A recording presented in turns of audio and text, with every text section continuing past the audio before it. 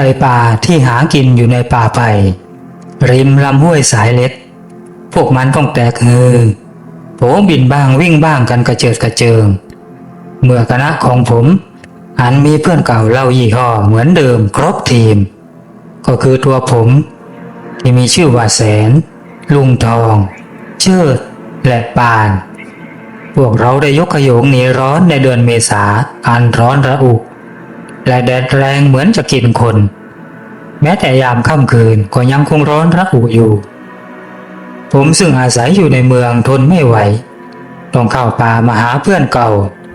แล้วพวกเราก็ชวนกันไปเที่ยวหายิงนกหนูไปตามเรื่องแรกเราก็เข้ากันแค่แถบชายป่าใกล้บ้านแต่พอตกวันที่2บ่าวเชิดซึ่งอุตส่าห์ลงทุนกับรถมาจากบางสะพานซึ่งเขาไปทำไร่สับปะรดอยู่ที่นั่นกับพ่อตา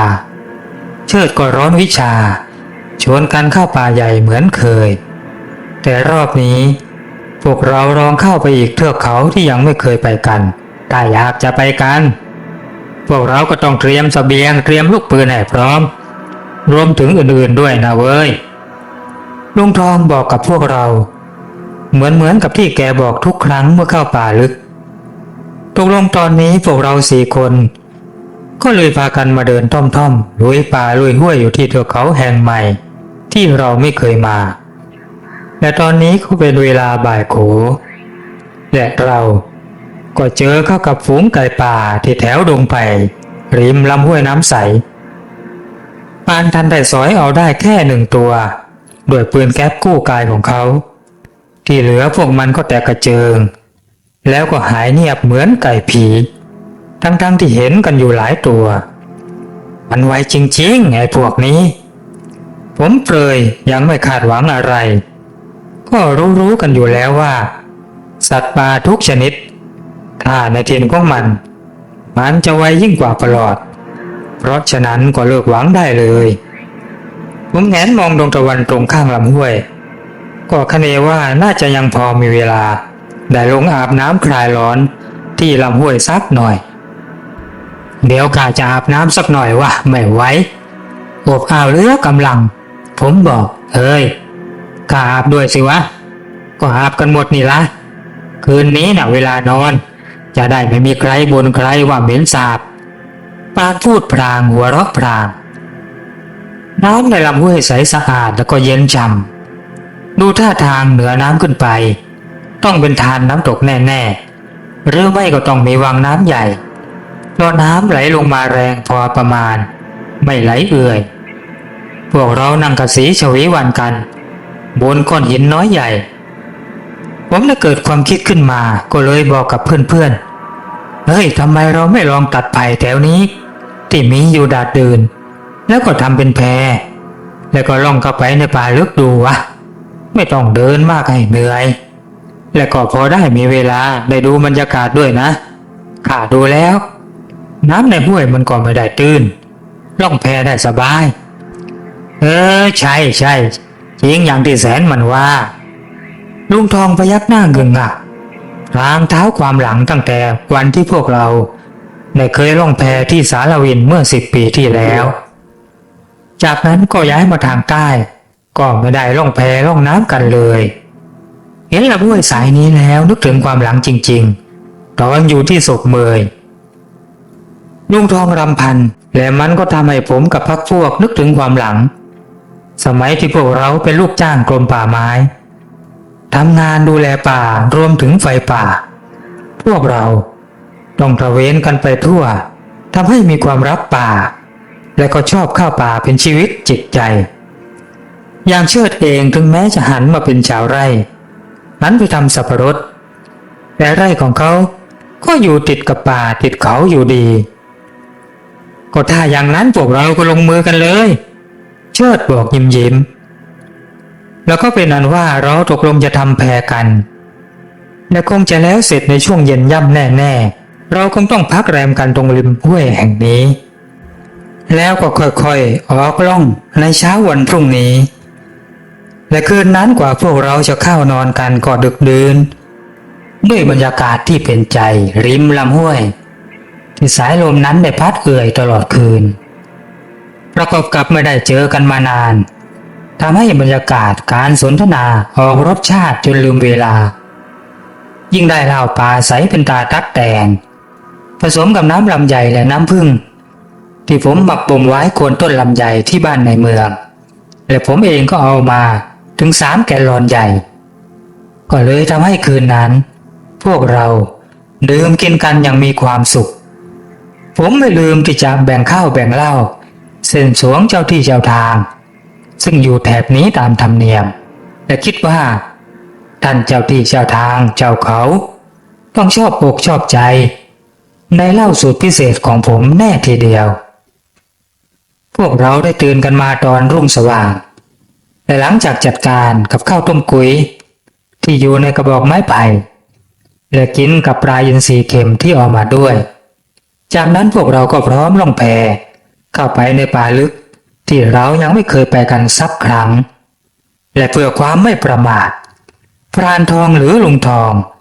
ก็สั่งการให้พวกเราเตรียมอาวุธและกระสุนให้พร้อมอยู่เสมอรวมถึงระเบิดมือที่พกกันมาด้วยโดยเจ้าของระเบิดก็คือปานนั่นเองเพราะเขาเคยเป็นทหารพรานเก่าชอบสะสมของพวกนี้รวมถึงอาหารกระป๋องแปลกๆที่เพื่อนของปานที่เป็นทหารฝรั่งได้ส่งมาให้อยู่เสมออาหารพวกนั้นแค่จุดไฟลนเข้าที่ก้นกระป๋องซึ่งมีพวกเชื้อไฟรองอยู่มันก็พร้อมจะอุ่นในตัวทันทีโดยที่แทบจะมองไม่เห็นแสงไฟเป็นการพรางฆ่าศึกและปานก็เอามาด้วยเอาไว้กินเวลาฉุกเฉินยังมีมีดยาวที่พับเก็บแล้วก็สามารถม้วนเป็นเข็มขัดได้ซึ่งปานได้แจกจ่ายให้กับทุกคนแต่ยังมีของเล่นอื่นๆอีกเพียบให้ได้ใช้ได้กินกันแพไม้ไผ่ขนาดนั่งได้4-5 คนนั่งได้อย่างสบายๆได้ถูกทอออกจากฝั่งเราได้ทำกระต๊อบหรือเพิงเล็กๆไว้กันแดดกันฝนด้วยบนแพน้อยนั่นลุงทองบอกว่าถ้าหากใครง่วงก็สามารถที่จะเข้าไปนอนในเพิงหรือกระต๊อบเล็กๆนั่นได้เลยผมได้กำไม้ไผ่ลำยาวที่เอามาทำไม้ค้ำถ่อในขณะที่ปานกับเชิดช่วยคัดท้ายแพพอได้ระดับดีแล้วแพน้อยก็ค่อยๆไหลไปตามลำห้วยกว้างที่2 ฝั่งเป็นป่าดิบร่มครึ้มดีแฮะแสนน่าจะคิดได้ตั้งนานแล้วนะเว้ยพอให้เดินกันขาแข็งเชิดพูดก็ข้าเพิ่งเจอลำธารและก็เห็นมีดงไผ่อยู่ใกล้ๆก็เลยคิดได้นะเองนะอย่ามัวแต่ดูวิวเพลินนะเว้ยช่วยข้าดูร่องน้ำด้วยนะเดี๋ยวไปเกยไปชนเอาแก่งหินเข้าแล้วก็ได้เดินกันอีกแน่เชิดว่าแล้วก็มองไปในท้องน้ำอย่างรอบคอบสายตาของเขาได้กวาดมอง2 ฝั่งเป็นระยะสลับกับมองร่องน้ำส่วนปานกำลังเตรียมเบ็ดเพื่อที่จะตกปลาพวกเราได้ล่องกันมาเรื่อยๆอย่างเพลิดเพลินเรามากันได้หลายชั่วโมงจนเกือบจะบ่ายพรานทองก็บอกให้เตรียมกินมื้อเที่ยงที่แกเตรียมไว้เรียบร้อยแล้วมีปลาหลายชนิดที่ปานตกได้ในลำห้วยแล้วก็น้ำพริกที่เตรียมมาและขณะที่พวกเรากำลังจะจัดการมื้อเที่ยงอยู่นั่นเองกลางลำห้วยกว้างนั่นจู่ๆท้องฟ้าเหนือราวป่ารอบทิศทางกลับค่อยๆมืดลงพร้อมกับเสียงคำรามของอัศนีบาทก็ดังขึ้นไกลๆและสายลมแรงก็พัดวูบมาอย่างกระทันหันสายลมนั่นแรงขึ้นจนข้าวของในแพปลิวบ้างหล่นคว่ำบ้างเรี่ยราอะไรกันวะนี่ปลิวหมดแล้วปีปนหมดแล้วนี่ข้าวปลาอาหารหมดกันลุงทองว่าลุง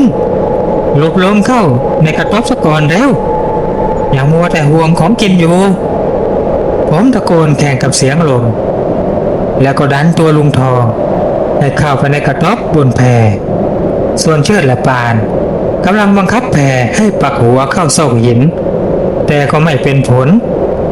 แพน้อยได้โดนแรงลมกระชากทำให้มันหมุนคว้างรอบทิศและค่อยๆเป็นหัวไปตามลำน้ำอย่างรวดเร็วด้วยแรงลมพายุ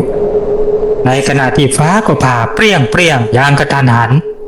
นี่มันอะไรกันวะนี่พวกเรา ป้านตะโกนถามพายุผมตอบเอ็งอย่าเพิ่งตกใจเกาะแพไว้ให้แน่นนะมันพุ่งไปข้างหน้าแล้วเกาะไว้พยายามรีบเก็บสัมภาระใส่เป้หลังให้เร็วที่สุดพวกเราผมบอกกับทุกคนแข่งกับเสียงลมที่มันได้ร้องคำรามสักพักละอองฝนก็เริ่มโปรยปลายลงมาแล้วแพก็ได้พุ่งทะยานไปตามลำห้วยสายกว้างอย่างรวดเร็วด้วยแรงพายุบรรยากาศเริ่มมืดขึ้นทุกชั่วขณะและไม่มีท่าทีเลยว่าจะสว่างขึ้นเลยมีแต่มืดลงฟ้าร้องสนั่นและพาเปรี้ยงลงในลำธารจนน้ำแตกกระจายพุ่งขึ้นเบื้องบนเหมือนน้ำพุเดชะบุญที่แพน้อยได้แล่นยังไม่ถึงจุดนั้นแต่ทุกคนบนแพ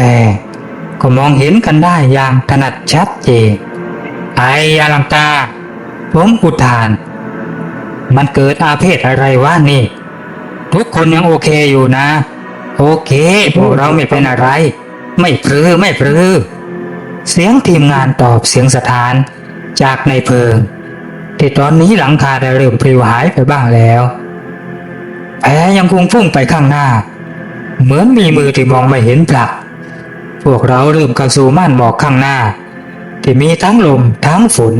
ปั่นป่วนอยู่รอบตัวและท่ามกลางความลางเลือนเหมือนตกอยู่ในกลุ่มควันประหลาดแผ่น้อยก็ทะลุออกจากกลุ่มม่านหมอกและพวกเราก็มองเห็นลำห้วยเบื้องหน้าได้แยกเป็นสองสายอ้าวไปทางไหนดีล่ะเพื่อนผมร้องขึ้นแต่ก็ไม่มีความหมายอะไรที่จะไปบงการเพราะแรงลมยังคงดันตัวแพให้พุ่งต่อไปทางฝั่งซ้ายของลำห้วยที่แยกออกและทันใดนั้นสิ่งอันมหัศจรรย์พันลึกก็ได้เกิดขึ้นกับพวกเราที่ยังคงนั่งนิ่งเป็นเบื่อบ่ายกันอยู่เพราะว่าเบื้องหน้าของพวกเรานั้นเป็นความเรียบสงบของราวป่าสายน้ำในห้วยยังคงไหลไปเป็นปกติไม่มีข้าวของพายุฝนและเมฆหมอกพวกเรางงเป็นไก่ตาแตกแต่เมื่อพวกเราหันกลับไปมองด้านหลังทุกคนก็ต้องตัวชาว่าแต่ร้องเฮ้ยออกมาเฮ้ยจะไม่ให้ร้องได้อย่างไรในเมื่อสภาพฟ้าครั่งลมโหดไม่ได้มีอีกต่อไปแต่ก็สภาพป่าด้านหลังก็เปลี่ยนไปอย่างสิ้นเชิงไม่เหมือนเดิมที่เรามาไม่มีฝนไม่มีพายุใดๆและไม่มีลำห้วยตรงนั้นมีเพียงแต่ที่ที่เรากำลังล่องกันมานี่เองเหมือนกับว่าสายน้ำได้เริ่มต้นจากที่ตรงนี้นี่มันเกิดบ้าอะไรขึ้นมานี่ลุงทองอุทานพลางยกมืออันเหี่ยวย่นของแกขึ้นขยี้ตาพลางหลับตาแล้วก็ลืมตาขึ้นมาใหม่แต่ทุกอย่างก็ยังเป็นภาพเดิมพวกเราเตรียมตัวกันให้ดีนะเราอาจจะเจออะไรที่คาดไม่ถึงอาวุธพร้อมนะโว้ยเพื่อนผมเตือนทุกคนส่วนตัวผมเองเริ่มโอมอ่านองค์การนารายณ์สยบไพรีเป็นการเรียกบารมีเทวดามาช่วยคุ้มครองบุคคลแพน้อยค่อยๆไหลเอื่อยๆตามกระแสน้ำที่ไม่แรงปานคอยคัดท้ายไม่ให้แพเฉออกไปชนตะลิ่งเราเพิ่งได้สังเกตเห็นสองข้างฝั่งลำห้วยมันมีลักษณะคล้ายกับป่าโปร่งไม่เหมือนทีแรกที่ก่อนจะเจอพายุที่เป็นป่าทึบลักษณะใหม่ที่เราเจอนั้นเป็นป่าโปร่งและมีพวกกล้วยป่ากล้วยไม้และพันไม้ดอกขึ้นผสมผสานปนเปกันอยู่เรื่อยๆบางตอนเป็นวงกล้วยแปลกๆไม่ใช่กล้วยป่าที่เราเห็นกันจนเจียนตาแต่กล้วยที่เรามองเห็นกันนี่ต้นอวบใหญ่ใบใหญ่และสูงฉลูดแต่ปานที่เป็นคนคัดท้ายแพก็ได้เรียกให้เรารู้อะไรบางอย่างพวกเราดูโน่นดูตรงลูกเนินที่ห่างจากดงกล้วยสิเห็นอะไรไหมทางเดินลุงทองอุทานใช่แล้วพวกเรามองเห็นทางเดินเล็กๆถนัดชัดเจนมันเรียบคู่ขนานไปกับลำห้วย แล้วก็ได้ตรงเข้าไปในดงกล้วยประหลาดทางสายนั้นทอดยาวมาจากไหนพวกเรายังไม่รู้แต่ผมคิดว่าอีกน้อยก็ต้องกระจ่างเพราะแพน้อยก็ได้พาพวกเราเข้าหาเส้นทางนั้นเช่นกันนี่เรามาโผล่แถวไหนวะนี่เชิดอุทานอย่าบอกนะว่าโผล่แถวพม่าถ้าอย่างนั้นเราก็ยุ่งแน่ๆมีหวังได้ไปนอนในคุกขี้ไก่กันแน่แต่ก็หาหลบหนีเข้าเมืองเผลอๆแล้วก็โดนหาว่าเป็นพวกสายลับก็ซวยไปใหญ่เพราะว่าพวกเราน่ะมากันหลายคนแต่พวกเขาก็มีหลายก๊กหลายกลุ่มเหลือเกินเชิดเริ่มเป็นกังวลเฮ้ยคงไม่หรอกนะผมออกความเห็นมือผมก็ยังจับอยู่ที่ปืนลูกซองตลอดเวลาผมว่าคงไม่ใช่พวกแดงพม่าหรอกเพราะว่าเราน่ะไม่ได้เข้ามาลึกขนาดนั้นอาจจะเป็นทางของพวกบ้านป่าแถบนี้แต่ว่าเป็นพวกไหนเดี๋ยวก็รู้ขอเพียงแต่ว่าพวกเราอย่าประมาทก็แล้วกันนั่นก็ไม่แน่นะแสนเพราะว่าแพน่ะมันแล่นมาไวมากหลายกิโลกล่าวว่าเป็นสิบโลแหละแต่เราอาจจะไม่รู้ตัวเพราะแรงลมหนุนแต่พวกเราก็มัวตกใจกันและก็พะวงเรื่องฝนเรื่องหมอกแต่ก็ช่างเถอะตอนนี้เราก็อยู่ตรงนี้แล้วจะเป็นพม่าหรือเป็นอะไรมันก็มีค่าเท่ากันก็คือเราต้องระวังกันและอาจจะไม่มีอะไรก็ได้นะอย่าคิดมากกันเกินไปเรามาเที่ยวกันนะโว้ยลุงทองพูดพรางยกน้ำเปล่าขึ้นมากรอกใส่ปากด้วยความหิวเพราะยังไม่ได้กินข้าวกันเลยด้วยโดนลมซัดกระจัดกระจายกันหมดตอนที่จะลงมือกินกันผมเองก็ชักจะหิวเหมือนกันเลยควักเอาว่านอิ่มทิพย์ที่ได้มาจากพระธุดงค์ออกมาแจกจ่ายทุกคนโดยผมได้ตัดแบ่งง่าวออกจากต้นเดิมที่ปลูกไว้หลายต้นหลังบ้านก็ผมอ้าวไอ้แสนเองพวกว่านมาก็ไม่บอกปล่อยข้าหิวเกือบตายลุงทองบ่นโทษทีลุงผมเองก็เพิ่งนึกได้ก็อีตอนที่ลุงกินน้ำนี่แหละแต่ทันใดนั้นเชิดก็ชี้มือไปข้างหน้าพวกเราข้าว่าข้าเห็นมีคนอยู่ข้างหน้าริมตลิ่งนะพวกเราได้มองตามที่เชิดบอกก็มองเห็นหญิงวัยกลางคนผู้หนึ่งกำลังเดินท่อมๆอยู่ตามทางเดินเล็กๆที่แขนของหล่อนนั้นคล้องไว้ด้วยตะกร้าไว้ที่ข้างในมีพวกผักหลายๆชนิดแต่ตอนนี้เธอเองก็ได้หยุดเดินแล้วก็หันมามองดูพวกเราด้วยความแปลกใจและตกใจเฮ้ยปานปักหัวก็ไปที่พี่สาวคนนั้นเลยและผมก็ได้ตะโกนไปที่เธอสวัสดีครับสวัสดีครับพวกเราหลงทางมาที่นี่ที่ไหนครับคุณพี่เงียบไม่มีคำตอบจากเธอผมฉุกคิดขึ้นมาได้จึงลองเปลี่ยนเป็นพูดภาษากะเหรี่ยงที่ผมพอจะพูดได้บ้างแต่ผลก็ปรากฏว่าเธอยังงงแต่ว่าส่งยิ้มให้อย่างเป็นมิตรทำไมเองไม่ลองพูดไทยใหญ่หรือว่าภาษาไทยดูล่ะลุงทองว่าใช่จริงๆด้วยลุงผมบอกผมก็เลยลองส่งภาษาไทยใหญ่กับเธอมันได้ผลคราวนี้เธอได้ตอบมาเป็นภาษาไทยใหญ่แต่มันเป็นภาษาไทยหรือว่าไทยใหญ่แบบถ้อยคำโบราณพวกท่านมาจากไหนกันเธอถามผมเลยต้องอธิบายเรื่องราวและก็เรื่องส่วนตัวของเราให้เธอฟังเพื่อให้เธอคลายความหวาดระแวงข้าชื่อคำปากาเธอเริ่มและที่นี่ก็คือหมู่บ้านของผู้หญิงเท่านั้นชื่อว่าเมืองแม่ไม้หรือว่าบ้านแม่ไม้เมืองแม่ไม้ผมทวนคำอย่างงงและอธิบายให้เพื่อนๆฟังใช่เราเป็นแม่ร้างหรือว่าแม่ไม้เมืองเราไม่มีผู้ชายพวกเขาได้ตายจากเราไปหมดเพราะว่าเธอถึงตรงนี้แล้วก็เงียบไปทำตาแดงๆแต่แล้วน้ำตาของเธอก็ไหลพรากออกมาเพราะอะไรหรือคำปากาผมถามเธอเมื่อเห็นเธอเริ่มสงบขึ้น ก็เพราะว่าผัวของพวกเราได้ตายกันหมดทั้งหมู่บ้านตายไปทีละคนนะสิฮะจริงหรือเธอพอจะเล่าให้ฟังได้ไหมคำปากาเรื่องมันยาว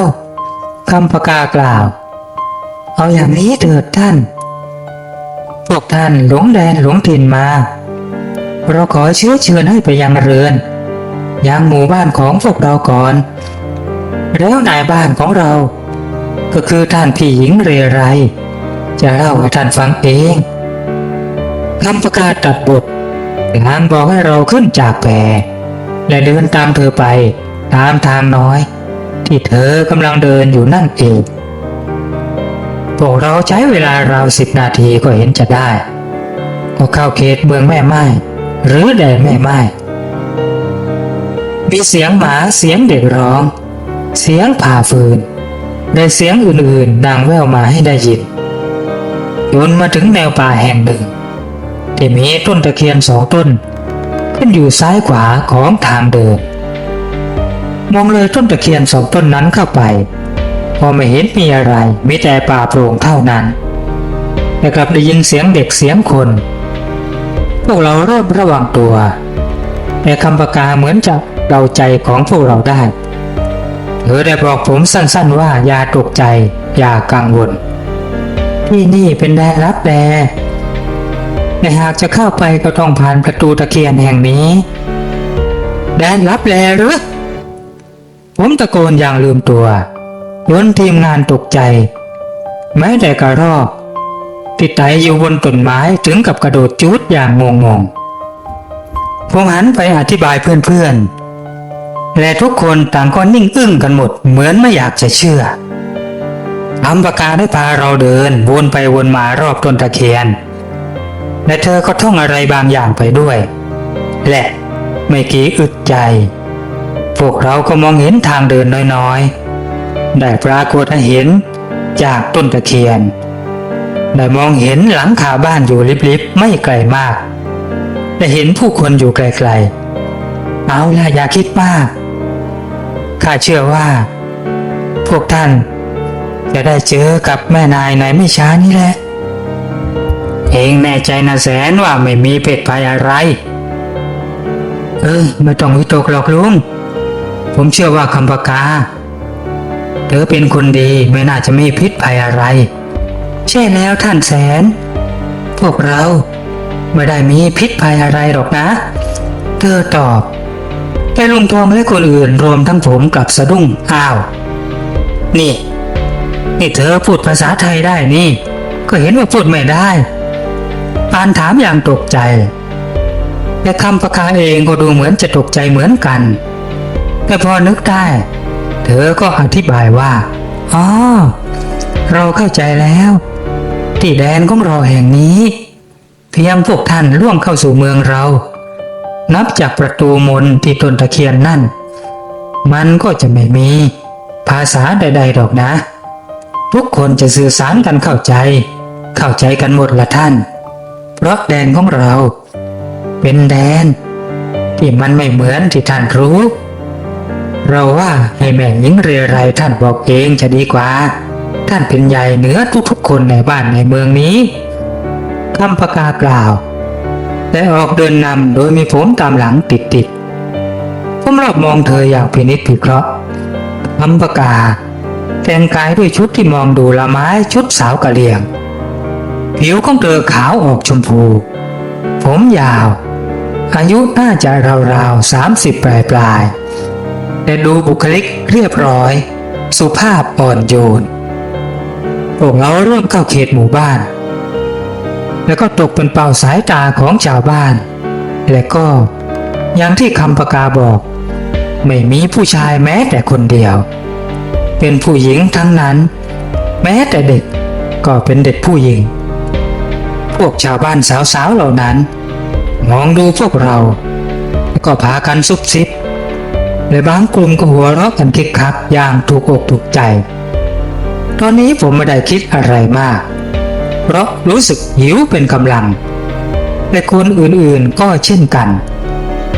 และบ้านหลังใหญ่ ที่ตั้งอยู่เกือบจะท้ายหมู่บ้านเป็นเป้าหมายที่คำปากาได้พาพวกเราเข้ามาโดยมีเราแม่ไม้ได้เดินตามหลังพวกเรามาด้วยเป็นขบวนราว30-40 คนเรไรสตรีที่เป็นหัวหน้าดูท่าทางเคร่งขรึมรุ่นราวคราวเดียวกันกับคำปากาแต่ดูดีมีราศีมากกว่าแต่งกายคล้ายๆกันเธอกำลังนั่งสอนตำราแก่ลูกสาวตัวน้อยของเธออยู่เมื่อพวกเราไปถึงคำปากาได้อธิบายทุกอย่างแก่เธอยิ้มให้พวกเราอย่างมีความเป็นมิตรและก็ได้เอ่ยขึ้นมาว่าคำปากาได้บอกพวกท่านไปแล้วหลายประการเราน่ะแค่จะเสริมความรู้ให้เล็กๆน้อยๆอย่างนี้นะท่านทั้งหลายท่านแสนท่านเชิดท่านทองและก็ท่านปานเพื่อเอ่ยชื่อพวกเราทุกคนเพราะว่าเราได้แนะนำตัวไปก่อนหน้าแล้วบ้านเมืองของเรานะเป็นแดนปลายขอบมิติปลายขอบโลกที่ซ้อนกันอยู่หรือพูดให้พวกท่านเข้าใจก็คือแดนลับแลเมืองซ้อนเมืองแต่พวกเราไม่ใช่มนุษย์เยี่ยงพวกท่านพอเธอพูดถึงตรงนี้พวกผมก็ถึงกับผวา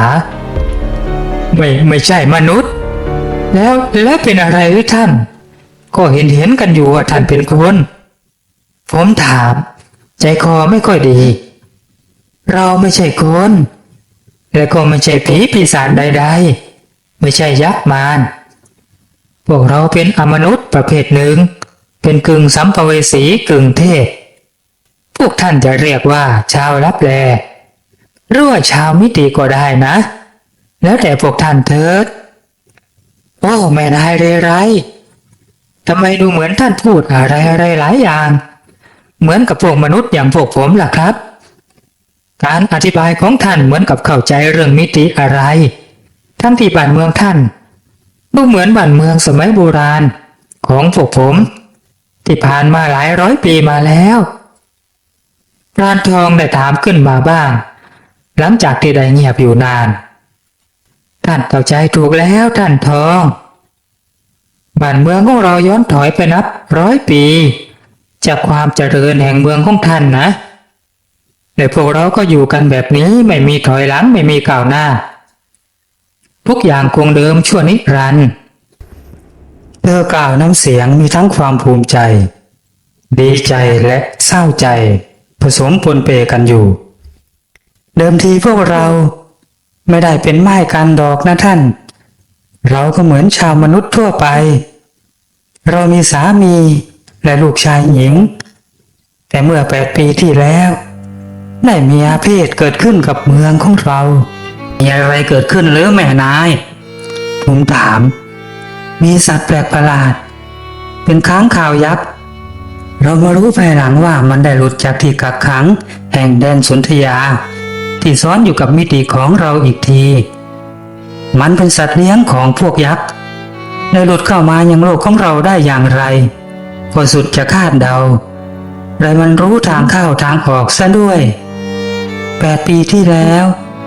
มันได้มาฆ่าเราสามีของพวกเราคืนละคนมันจะกินคนลับแลเพศชายเป็นภักษาหารของมัน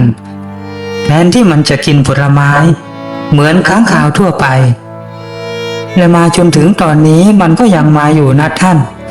แต่ไม่มาทุกวันมันจะมาเฉพาะวันแรม1 ค่ำเท่านั้นเพื่อสอดสายมองหาผู้ที่เป็นเพศชายมันมีกระแสอย่างรู้ว่า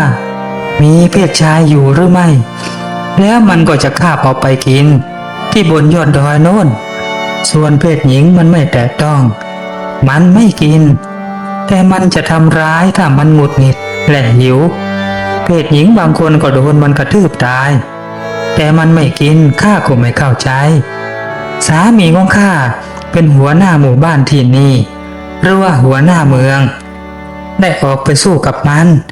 แต่ก็สู้มันไม่ได้เลยธนูของเขาทำอะไรมันไม่ได้เลยล่ะท่านเอ้ย และที่สำคัญนะ เธอพูดถึงตอนนี้ก็กวักมือเรียกลูกสาวให้เอาเครื่องดื่มมาแจกจ่ายแก่เรา ที่สำคัญก็คือ มันเดินได้เหมือนพวกเรา และก็จะลงเดินดูทุกๆบ้านว่า มีผู้ชายแอบอยู่หรือไม่แต่วันแรมค่ำที่จะถึงนี้ มันต้องมาแน่ๆเหมือนเดิม เธอบอกอย่างเศร้าส้อยและเริ่มจะชินกับมันแล้วแม่นายไม่คิดหาวิธีที่จะกำจัดมันบ้างหรือปานถามเราเป็นสตรีเราไม่รู้ว่าจะสู้รบตบมือกับมันได้อย่างไรเรารู้แต่ว่าการบ้านการเรือนเท่านั้นที่เราทำได้และก็การทำสวนอีกอย่างที่ท่านพูดท่านถามว่าเราเข้าใจเรื่องมิติก็เพราะว่าเรามีพระเถระรูปหนึ่งนะท่านได้มาปรากฏธุดงค์ที่บ้านเมืองของเราเมื่อ2 ปีที่แล้วท่านได้สอนและก็บอกกล่าวอะไรหลายอย่างรวมทั้งความเป็นไปแห่งเมืองของท่านซึ่งก็คือเมืองมนุษย์เพราะว่าพระเถระรูปนั้นท่านเป็นมนุษย์แต่ว่าท่านมีฌานวิเศษท่านมีญาณท่านจะเข้าออกเมืองเราเมื่อไรก็ได้แต่ว่าเราเองก็ไม่รู้ว่าท่านจะมาอีกเมื่อไรเพราะเราไม่ได้อาราธนานิมนต์ท่านไว้แล้วท่านไม่ได้นิมนต์ท่านไว้หรอกหรือไม่หรอกเราไม่ได้อาราธนานิมนต์ไว้เพราะว่าเราไม่รู้ไม่เข้าใจแต่ว่าท่านได้บอกว่าอีก2 ปีก็คือเป็นเวลานี้แหละจะมีชาวมนุษย์จะเข้ามาช่วยพวกเขาจะมากัน4 คนท่านได้บอกวันเวลาไว้และเราและชาวเมืองก็เฝ้ารอมา2 ปีซึ่งมันก็คือวันนี้ถ้าอย่างนั้นก็หมายความว่าเชิดพูดใช่แล้วท่านเราได้ส่งคำประกาศไปรอท่านอยู่ริมฝั่งห้วยตั้งแต่ยามสายแล้วและมันก็เป็นความจริงตามที่พระอาจารย์ยันตระได้บอกไว้โอ้ท่านอาจารย์ท่านช่างมีญาณวิเศษแล้วก็ศักดิ์สิทธิ์ยิ่งนักเรไรกล่าวพร้อมกับพนมมือระลึกถึงพระเถระของเธออย่างนอบน้อมเอาไงดีวะพวกเราเรื่องนี้นะลุงทองหารือและยังไม่ทันที่พวกเราจะได้อะไรกันอีกต่อไปคำประกาพร้อมด้วยสาวๆอีก4-5 คนก็ได้ทยอยขึ้นเรือนพร้อมด้วยอาหารต่างๆมากมายอยู่ในถาดใบใหญ่พวกเธอถือกันมาคนละถาดที่แท้ที่คำประกาหายไปก็ไปเตรียมเรื่องอาหารเรื่องของกินนั่นเองเธอรู้ว่าพวกเราหิวเพราะว่าผมได้เล่าให้ฟังว่าเกิดอะไรขึ้นกับเราเดี๋ยวกินข้าวไปพลางปรึกษากันไปพลางก็ได้นะผมพูดและระหว่างที่กินอาหารอันมีรสชาติแปลกแท้แต่ก็โอชารสโดยเฉพาะข้าวที่เป็นข้าวสวยหุงแบบแปลกมีกลิ่นหอมประหลาดเหมือนกับกลิ่นดอกไม้อะไรสักชนิดหนึ่งแต่นึกไม่ออกพวกเราก็ปรึกษากันโดยลุงทองได้บอกว่าเท่าที่ข้าฟังดูแม่นายบอกแล้วนะข้าว่าไอ้ค้างคาวผีนั่นยังไงก็เป็นบริวารยักษ์หนีมาพวกเราแก่ใช้อาคมขั้นสูงกำราบมันแล้วก็อัญเชิญพญายักษ์มาเอาตัวมันก็น่าจะไหวอยู่นะเราไม่ฆ่ามันเพราะว่าเราจะไปฆ่ามันไม่ได้แน่ๆทำไมล่ะลุงเชิดถามก็มันเป็นสัตว์เลี้ยงมีเจ้าของยังไงล่ะก็เหมือนแต่เองเลี้ยงหมาเลี้ยงแมวแล้วก็มีคนฆ่าหมาฆ่าแมวของเองจะทำยังไงวะใช่จริงด้วยลุงเชิดว่าถ้าอย่างนั้นลุงต้องทำพิธีปลุกเสกอาคมก่อนล่ะคืนนี้น่ะแล้วก็อีก2 วัน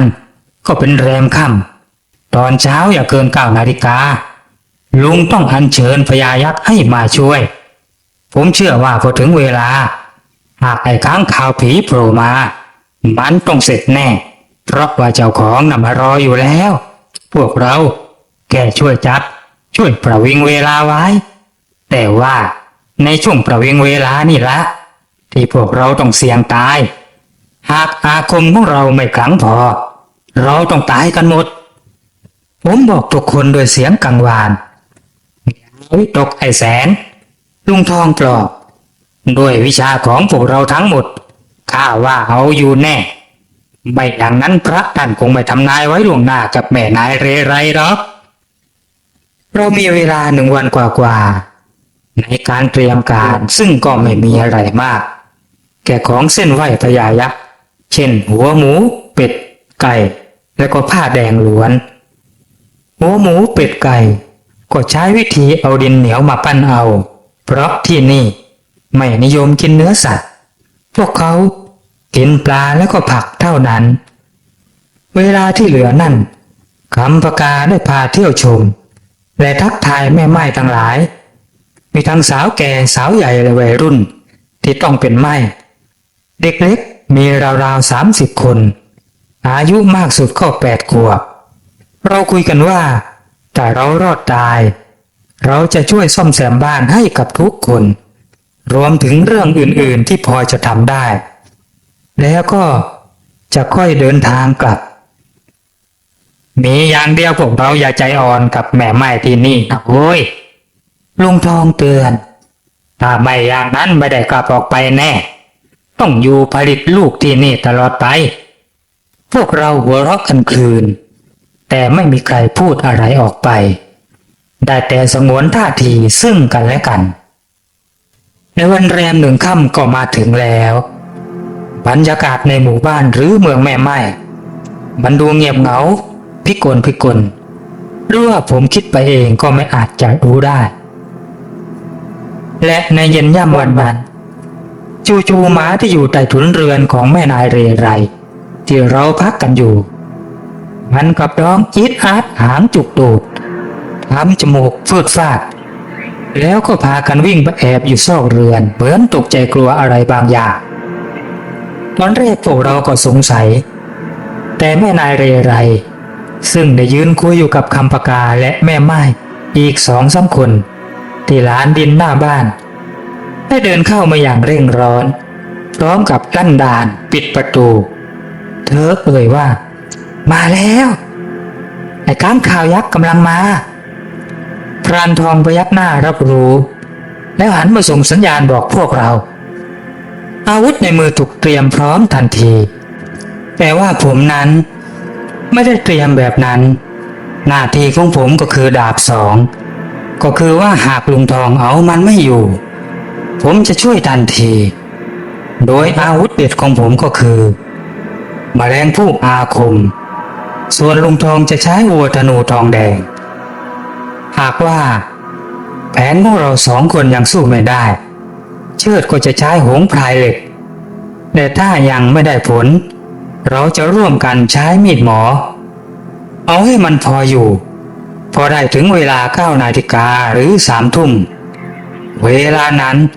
คาถาอัญเชิญพญายักษ์จะถูกร่ายอีกครั้งและมันต้องไม่รอดแน่นอนนี่คือแผนของพวกเราและตอนนี้จู่ๆฟ้าที่มืดอยู่แล้วกลับมืดสนิทแบบน่าแปลกใจทางด้านทิศใต้เหมือนมีใครเอาผ้าผืนยักษ์ไปบดบังแสงสว่างยังไงอย่างนั้นมีเสียงกูแหลมนำมาก่อนจากสันเขาหลังหมู่บ้านก็คือทางด้านที่เราได้จอดแพไว้นั่นเองและในระหว่างนี้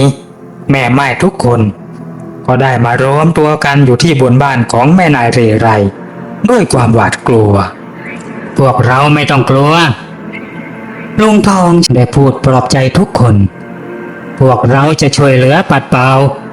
ให้มันจบสิ้นกันสักทีคืนนี้นะคำพูดของลุงทองทำให้หลายคนในกลุ่มแม่ไม้เหล่านั้นรู้สึกดีขึ้นมากและก็มีความหวังจนผมรู้สึกผิดในใจถ้าหากว่าไม่สามารถที่จะช่วยเหลือพวกเขาได้เสียงกูแหลมยังดังมาเรื่อยๆอย่างลำพองมันดังแทรกอนูเนื้อเข้ามาจนรู้สึกสะท้านและอย่าเยือกในใจเสียงกระพือปีกได้ดังพึบพับอยู่เหนือหมู่บ้านนั่นก็แสดงว่ามันได้มาอยู่เหนือหัวของเรานี่เองและปะหม่อม ก็มาอยู่ตรงบ้านของแม่นายเรไรพอดีเหมือนมันจะได้กลิ่นผู้ชายซึ่งก็คือพวกเรามันรู้ว่ามีผู้ชายอยู่ที่นี่คำปากากระซิบกระซาบกับเพื่อนๆใช่ใช่แย่แล้วมันมีตาทิพย์เพื่อนของเธอบอกไม่ใช่ดอกมันไม่มีตาทิพย์มันแค่จับกลิ่นได้นะเธออย่ากลัวเลยพวกเขาต้องช่วยเราได้แน่ฉันมั่นใจเห็นไหมพวกเขามีอาวุธเพลิงด้วยนะคำปากาปลอบใจเพื่อนแต่ตัวเธอก็สั่นผับๆด้วยความกลัวเพราะถ้าไอ้ค้างคาวผีจับได้ว่าพวกเธอรู้เห็นไอ้ที่หลบซ่อนแก่ผู้ชายพวกเธอต้องตายกันยกหมู่บ้านแน่ๆไอ้ค้างคาวตัวนี้ดูมันบ้าๆอยู่คุ้มดีคุ้มร้ายพิกลเสียงมันเริ่มเดินวนไปรอบๆร้านหน้าบ้านผมได้สะกิดพักพวกไปพวกเราออกไปเผชิญหน้ากับมันเลย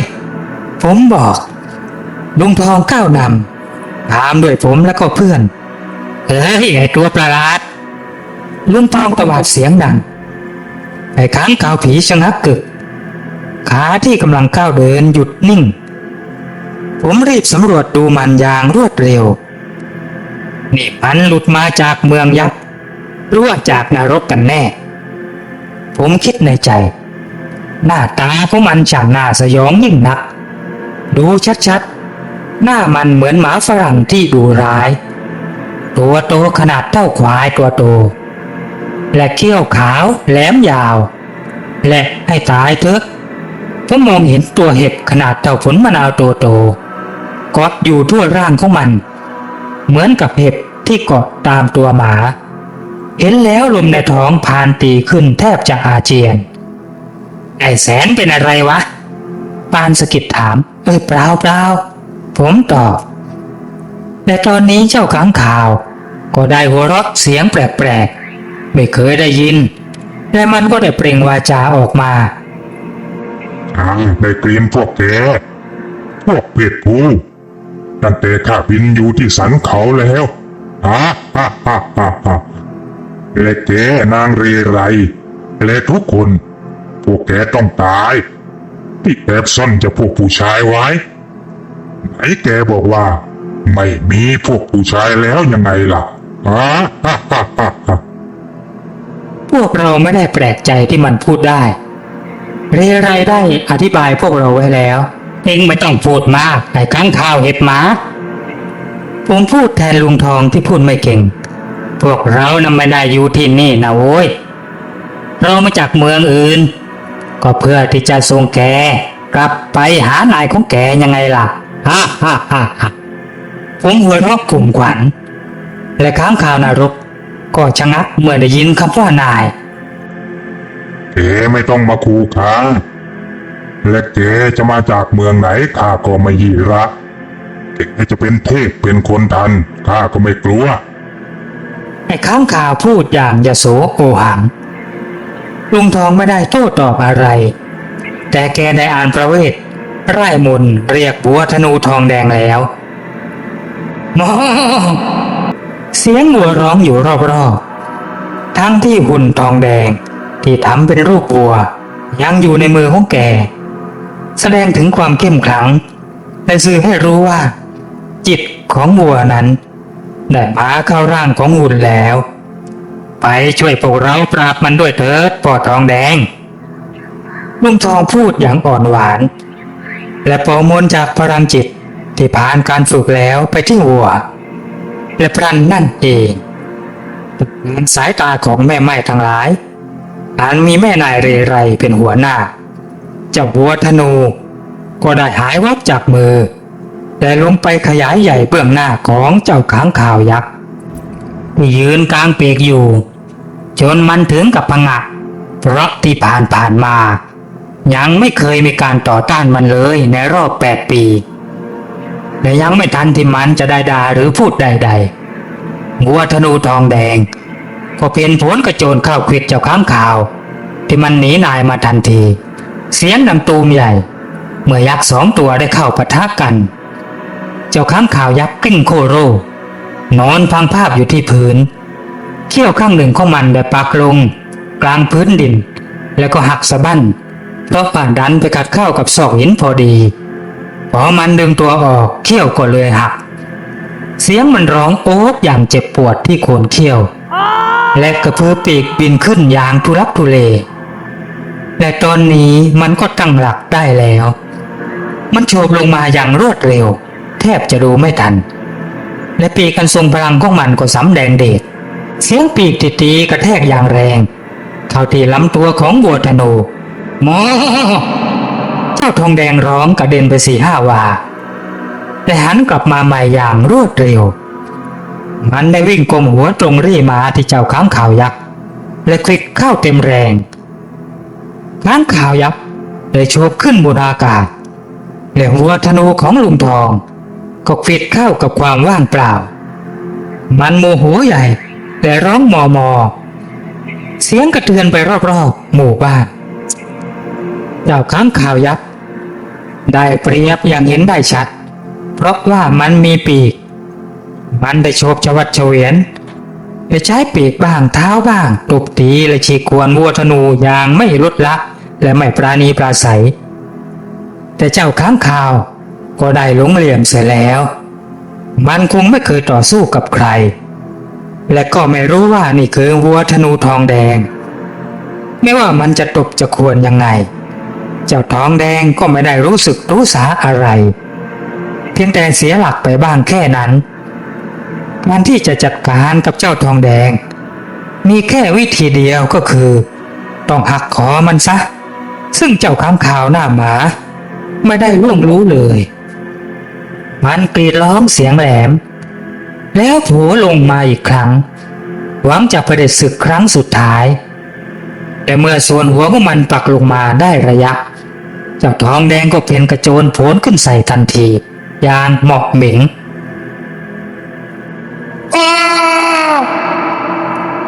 เสียงเจ้าค้างคาวร้องลั่น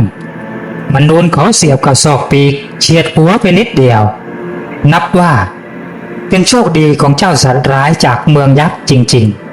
ๆผมดูแล้วเห็นท่าทางว่าเกมคงจะยืดเยื้อแน่ๆผมเลยจัดการงัดเอาแมลงผู้ปีกทองออกมา1 ฝูงราว10 ตัวขนาดเล็กๆเท่านิ้วโป้งทำด้วยเหล็กก้นทะเลสาบซึ่งผมได้มากับมือจากครูบารัศมีแห่งพม่าคาถาแมลงผู้ปีกทองถูกผมอ่านด้วยจิตอันเป็นหนึ่งเดียวและแล้วผมก็โยนแมลงผู้เหล็กทั้งปวงขึ้นไปบนอากาศพลางสำทับต่อยตีฝังพิษร้ายและก็รมรันให้ถึงที่สุดลูกรักผมก็ลมพ่วงขึ้นไปบนอากาศแต่ฝูงแมลงผู้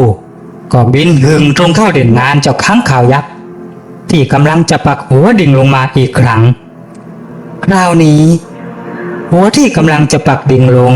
กลับเฉยเฉยและชะงักมันร่อนจะวัดเฉวียนไปมาหนีแมลงผู้อาคมแต่หนียังไงก็ไม่อาจที่จะสลัดได้ผลแมลงผู้ได้ก่อติดส่วนหัวส่วนลำตัวทางด้านบนได้ต่อยมันแล้วอย่างรุนแรงและหนักหน่วงมันร้องครั้งแล้วครั้งเล่าและพยายามอ้าปากจะกัดกินเหล่าแมลงผู้ตอนนี้ความไวของมันไม่ได้ช่วยอะไรเลยก็ในเมื่อแมลงผู้ก็อยู่บนตัวของมันจะร่นไวแบบไหนก็ไม่ได้ช่วย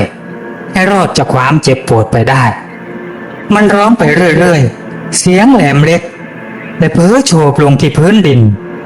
ในเจ้าหัวธนูที่คอยตีอยู่แล้วก็ลงมือเก็บมันทันทีสวบเขาที่วาวับได้แทงเข้าไปอย่างแรงแต่ก็พลาดตามเคยเขาของบัวธนูโดนแค่ตรงปีกที่เป็นหนังพังผืดแค่นั้นไม่ได้การแล้วลูกรักกลับมาดีกว่าลูกปล่อยให้แมลงผู้จัดการดีกว่าลุงทองบ่นพึมพำพลางไร้คาถาเรียกบัวธนูกลับและจับพลันหัวอาคมก็หายวับและมาตกอยู่ในมือของลุงทองในสภาพปกติลุงทองอ่านคาถาพลางเก็บบัวน้อยลงในผ้ายันสีแดง แล้วก็ยัดลงในย่าม ส่วนตาของแกยังคงจ้องมองการต่อสู้เบื้องหน้าอย่างไม่ให้คลาดสายตาเชกเช่นเดียวกันกับเชิดและปานและแม่ใหม่ทั้งหลายซึ่งตอนนี้ได้เริ่มส่งเสียงอื้ออึงเชียร์เจ้าแมลงผู้ให้พิชิตค้างคาวปีศาจให้สำเร็จเรไรได้พูดกับคำปากาข้าคิดว่าความปราชัยใกล้บังเกิดกับเจ้าค้างคาวที่ฆ่าสามีของพวกเราแล้วล่ะใช่แล้วแม่นายมันอยู่ที่ว่าพวกมนุษย์จะเอามันให้ตายหรือไม่ก็แค่นั้นคำปากากล่าวและหันมาทางผมพร้อมกับยิ้มให้อย่างมีไมตรีผมว่าเดี๋ยวกักมันไว้ตรงนี้แหละลุงดีไหมดีแล้วดีลุงทองว่าถ้าอย่างนั้นลุงก็โอมอ่านพระเวทอัญเชิญพญายักษ์นายของมันให้ท่านมาเอาตัวมันเลยผู้คนที่นี่จะได้พบกับความสงบสุขสักทีได้เลยแสนเอาล่ะข้าจะอัญเชิญพญายักษ์แล้วนะและทันทีที่ลุงทองได้ร่ายพระเวทอัญเชิญพญายักษ์เจ้าของไอ้ค้างคาวนั่นพลันก็บังเกิดลมพายุใหญ่ได้พัดอู้มาทางทิศตะวันตกท้องฟ้าที่มืดอยู่แล้วกลับปรากฏฟ้าแลบแปรบๆเป็นระยะบังเกิดแสงสว่างวาบมันมาเป็นทางเหมือนใครได้ส่องสปอตไลท์ขนาดยักษ์แล้วก็ดับส่องแล้วดับส่องแล้วดับเป็นอยู่อย่างนั้นเรื่อยๆและแล้วเสียงหัวเราะปานฟ้าจะถล่มทลายก็ได้ดังขึ้นเหมือนมีลำโพงติดอยู่รอบทิศทางสิ้นเสีย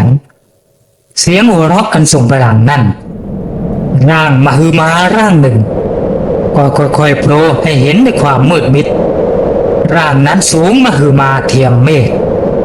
เรามนุษย์และพวกคนลับแล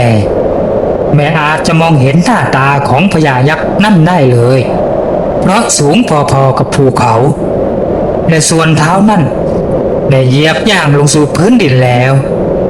ดังนั้นจึงมองเห็นแต่เท้าและขาเพียงอย่างเดียวซึ่งเท้าและขานั้นใหญ่โตมโหฬารจนน่าตกตะลึงและบัดดลร่างนั้นก็กลับค่อยๆย่อตัวเล็กลงจนมีขนาดสูงกว่ามนุษย์เพียงแค่2 เท่าแต่ฝ่ามือหนาใหญ่ก็ได้ตกเปรี้ยงกับที่เจ้าค้างคาวยักษ์ที่บัดนี้ได้ก่อค่อยหัวตัวสั่นอยู่ที่ผาหินข้างบ้านของแม่ได้เรไรเพราะมันโดนกลุ่มรุมด้วยแมลงผู้ปีกทองจนต้องออกไปห้อยหัวอยู่ที่เชิงผานั่นมันเจ็บปวดแสนจะบรรยายจากแมลงผู้นับ10ที่รุมต่อยและตอนนี้ก็โดนตกเปรี้ยงเข้าเต็มร่างมันล่วงหล่นลงเบื้องล่างมันร้องอย่างเจ็บปวดถึงตอนนี้ผมได้ร่ายมนต์เรียกแมลงผู้ปีกทองให้กลับมาหาผมเพราะว่าเจ้าของแท้เดิมของไอ้ค้างคาวได้มาแล้วงานของผมก็เป็นอันยุติพญายักษ์ได้เอ่ยเสียงกังวานบังอาจหนีมาก่อกรรมชั่วในขณะที่ข้าไปบำเพ็ญศีลอยู่เมืองขุนทันข้าให้แกเฝ้าเมืองแต่แกกลับเกเรแอบหนีมาจูงตามข้ากลับไปรับโทษเดี๋ยวนี้พูดจบก็ปรากฏเชือกเส้นยาวขนาดเล็กเท่ากับเชือกเส้นเอ็นที่ใช้ตกปลาแต่ดูแล้วไม่ใช่เชือกธรรมดาแน่ๆเชือกนั้นได้พุ่งไปหาค้างคาวฆาตกรนั่นเหมือนกับมีชีวิตแล้วก็ได้รัดเข้าที่ลำตัวของมันอย่างถนัดถนีพญายักษ์ได้กระตุกเชือกทันทีพร้อมกับหันมาพูดกับพวกเราขอบใจพวกเจ้าส่วนพวกลับแลเราจะชดใช้ความผิดของสัตว์เลี้ยงของเราจะชดใช้ให้กับพวกเจ้าอีก7 ราตรีฝนแก้วจะตกลงมาทั่วหมู่บ้านของพวกเจ้าและพืชพันธุ์ธัญญาหารของเมืองเจ้าจะสมบูรณ์ตลอดไป ไม่ต้องหวานไถไม่ต้องปลูกเพิ่ม ไม่ต้องปลูกเพิ่มเติมอีกแล้ว ต่อไปเมื่อถึงเวลา พวกเจ้าแค่ไปเก็บเกี่ยวอย่างเดียว มันจะเป็นแบบนี้ตลอดไปชั่วกับชั่วกันเป็นการไถ่โทษจากเราอัคคณีมาปน พญายักษ์ได้กล่าวพร้อมทั้งโยนของบางอย่างมาทางเรา แล้วก็ได้หายแวบไปทันทีอย่างรวดเร็ว พร้อมด้วยเจ้าค้างคาวดวงกุดสั่งเสียงฮือฮามาสู่เราแม่ไม้ที่ยังสาวสวยแทบจะทุกคนและสิ่งที่พญายักษ์ได้โยนลงมานั้นมันกลับเป็นตำราแปลกๆเล่มหนึ่งเป็นภาษาที่ไม่อาจเข้าใจได้และในหนังสือหรือตำรานั้นก็กลับมีแผนที่ทำด้วยหนังสัตว์และสอดแทรกอยู่ด้วยนี่มันเป็นตำรายาวิเศษนี่นายหญิงเรไรได้กล่าวเมื่อเราได้ให้เธอดูมีสารพัดยาพวกท่านโชคดีแล้วที่ได้ตำราจากฟ้าดูสิตำราทำนายทายทักโชคชะตาก็มีหรือว่านั่นจะเป็นตำราของพญายักษ์พิเภกพญาพิเภกหรือผมอุทานเราก็ไม่มั่นใจดอกท่านแสนเอาไว้ค่อยดูกันใหม่อีกทีส่วนแผนที่นั่นดูเหมือนจะเป็นลายแทงสมบัติของท่านพญายักษ์แน่ๆก็เท่ากับว่าท่านได้มอบสมบัติให้กับพวกท่านอยู่ที่ว่าท่านจะไปเอาหรือไม่ก็เท่านั้นพวกเราน่ะชวนกันเข้าป่าเพื่อที่จะพักผ่อนเท่านั้นการที่พวกเราได้เจอพวกท่านได้เจอแม่นายเรไรและเจอคำประกาอีกทั้งคนอื่นๆล้วนเป็นโชคเป็นสมบัติที่ดีของเราอยู่แล้วผมพูดแทนลุงทองแล้วก็พูดต่อว่าเอาเป็นว่าเราฝากของทั้งหมดไว้กับแม่นายเรไรก่อนนะดีไม่ดีพวกเราน่ะอาจจะได้กลับมาอีกดีไหมพวกเราดีเสียงพวกพูดพร้อมกันและแล้วพวกเราต้องอยู่ท่องเที่ยวกันต่อไปตามคำขอร้องของแม่นายเรไรและคำพกาเพราะพวกเธออยากจะตอบแทนพวกเราโดยการจัดงานเลี้ยงอย่างยิ่งใหญ่และราตรีต่อมาพวกเราก็สนุกสนานกันมากเราดื่มกินและเต้นรำกันอย่างมีความสุขอาหารและสุราผลไม้รสหวานถูกยกมาเสิร์ฟไม่อั้นจนในที่สุดผมและทุกคนก็เมาไม้เต็มที่และเราก็ไม่รู้สึกตัวเลยว่าดับไปเมื่อใดและได้ทำอะไรลงไปบ้างพวกเรารู้สึกตัวตื่นขึ้นมาในยามสายผมได้พบว่าตัวผมเองได้นอนกอดกายอยู่กับแม่นายเรไรส่วนคนอื่นๆก็เช่นกันลุงทองนั้นได้นอนกกอยู่กับแม่ไม้นิตยาเชิดอยู่กับคำปากาและปานก็อยู่กับแม่ไม้ร่างอ้วนใหญ่ชื่อจรกาโอ้อะไรกันนี่ผมอุทานอยู่ในใจแต่สุดท้ายเราก็อยู่ต่อไปในเมืองแม่ไม้อีก1 เดือนเต็มๆวันนี้เป็นเวลารุ่งสางของที่นี่และเป็นวันอำลาของพวกเราได้บอกอธิบายกับพวกเธอแล้วและได้ให้สัญญาว่าพวกเราจะกลับมาทุก2 เดือนและอาจจะอยู่ได้ครั้งละไม่เกิน7 วันซึ่งแม่นายเรไรและคนอื่นๆก็เข้าใจและยินยอมและก็ได้บอกทางที่เราจะออกไปและทางเข้ามาใหม่ให้กับเราโดยได้มอบคาถาสำคัญสำหรับเปิดประตูเข้าเมืองก็คือตรงที่ต้นตะเคียนคู่นั่นเองพวกเธอได้ให้สมบัติหลายอย่างแก่เราแต่พวกเราเอามาแค่นิดๆหน่อยๆเพราะอีก2 เดือนก็จะได้เจอกันอีกและในขณะที่เขียนบันทึกนี้ผมเองก็กำลังจะเดินทางไปหาเรไรพร้อมด้วยเพื่อนๆเขากำลังจะเข้านอนกลางป่าในลำห้วยบนแพไม้ไผ่ลำใหม่ที่เราทำขึ้นมาและคิดว่าพรุ่งนี้ เราก็คงจะได้เจอกับเรไร ยอดรักของผม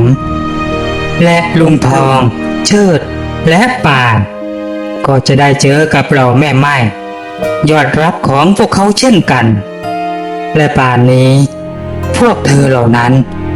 ก็คงจะทั้งตั้งตารอคอยการมาของพวกเรา